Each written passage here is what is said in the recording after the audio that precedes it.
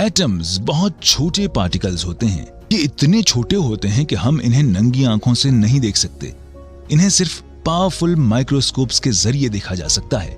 इस यूनिवर्स में जो कुछ भी है वो एटम्स से बना है। इसमें आप, हम और वो हर डिवाइस शामिल है जिसे आप देख रहे हैं। वास्तव में अकेले आपकी बॉडी में 7 बिलियन बिलियन बिलियन एटम्स हैं, जो 7 × 10⁻27 एटम्स के बराबर है। आखिर ये एटम होता क्या है? इस वीडियो में हम जानेंगे कि एटम्स किन चीजों से बने होते हैं। इसके साथ साथ हम उनके मास, साइज और इनके भीतर इलेक्ट्रॉन्स के अरेंजमेंट को भी जानेंगे। एटम्स जरूर छोटे पार्टिकल्स होते हैं, लेकिन ये भी दूसरे छोटे छोटे पार्टिकल से बने होते हैं जिन्हें हम सब एटॉमिक पार्टिकल्स कहते हैं।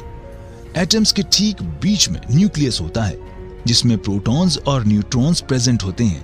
प्रोटॉन्स पे पॉजिटिव चार्ज होता है, जबकि न्यूट्रॉन्स पे कोई चार्ज नहीं होता, यानी ओवरऑल न्यूक्लियस पॉजिटिवली चार्ज्ड होता है। जिस तरह हमारे सोलर सिस्टम के सभी प्लैनेट्स सन का चक्कर लगाते हैं, ठीक उसी तरह इलेक्ट्रॉन्स भी न्यूक्लियस का चक्कर लगाते हैं। इलेक्ट्रॉन्स पे नेगेटिव चार्ज होता है। इलेक्ट्रॉन्स पे नेगेटिव और न्यूक्लियस पे पॉजिटिव चार्ज होने के कारण ये दोनों एक दूसरे से इलेक्ट्रोस्टैटिकली बाउंड होते हैं। ये सन और सोलर सिस्टम के डिफरेंट प्लैनेट्स के बीच लगने वाले ग्रेविटेशनल पुल जैसा है। तो ये एटम का जनरल स्ट्रक्चर था। आइए अब हम इसके मास और साइज को डिस्कस करते हैं। प्रोटॉन्स और न्यूट्रॉन्स का मास सेम होता है, लेकिन इलेक्ट्रॉन्स इतने छोटे होते हैं कि इनका वेट प्रोटॉन्स और न्यूट्रॉन्स के कंपैरिजन में नेग्लिजिबल होता है।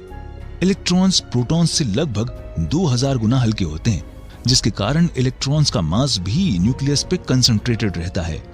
आइए अब एटम के साइज को डिस्कस करते हैं। किसी एटम की रेडियस उसके साइज को डिस्क्राइब करती है। किसी एटम की रेडियस इसके सेंटर से आउटर मोस्ट शेल की डिस्टेंस होती है। एटम की टिपिकल रेडियस 10⁻⁻10 मीटर होती है। एटम का ज्यादातर मास उसके न्यूक्लियस में होता है, लेकिन साइज में न्यूक्लियस एटम से बहुत छोटा होता है। न्यूक्लियस का साइज बहुत कम होने से इलेक्ट्रॉन्स इसके चारों ओर दूर दूर तक चक्कर लगाते रहते हैं। अगर एटम को स्पोर्ट्स एरिना मान लिया जाए तो न्यूक्लियस इसके बीच में रखे गए मटर के दाने जैसा होगा। आइए अब हम इलेक्ट्रॉन्स को थोड़ा ज्यादा डिटेल में समझते हैं। नेगेटिवली चार्ज्ड इलेक्ट्रॉन्स न्यूक्लियस के चारों ओर फिक्स्ड ऑर्बिट्स या शेल्स में चक्कर लगाते हैं। डिफरेंट एटम्स में नंबर ऑफ शेल्स भी डिफरेंट होती हैं।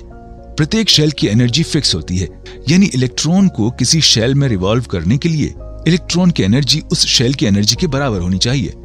न्यूक्लियस के पास की शेल की एनर्जी सबसे कम और आउटर मोस्ट शेल की एनर्जी सबसे ज्यादा होती है। दूसरे शब्दों में कहें तो इलेक्ट्रॉन्स न्यूक्लियस के चारों ओर ठीक उसी तरह चक्कर लगाते हैं जिस तरह सोलर सिस्टम के सभी प्लैनेट्स सन के चारों ओर। हालांकि इलेक्ट्रॉन्स फिक्स्ड एनर्जी लेवल्स में और न्यूक्लियस में फिक्स्ड डिस्टेंसेस पर रिवॉल्व करते हैं। हम पीरियोडिक टेबल के डिफरेंट एलिमेंट्स के स्ट्रक्चरल डिफरेंसेस को इस वीडियो में देखेंगे। तो इस वीडियो में हमने एटॉमिक स्ट्रक्चर देखा।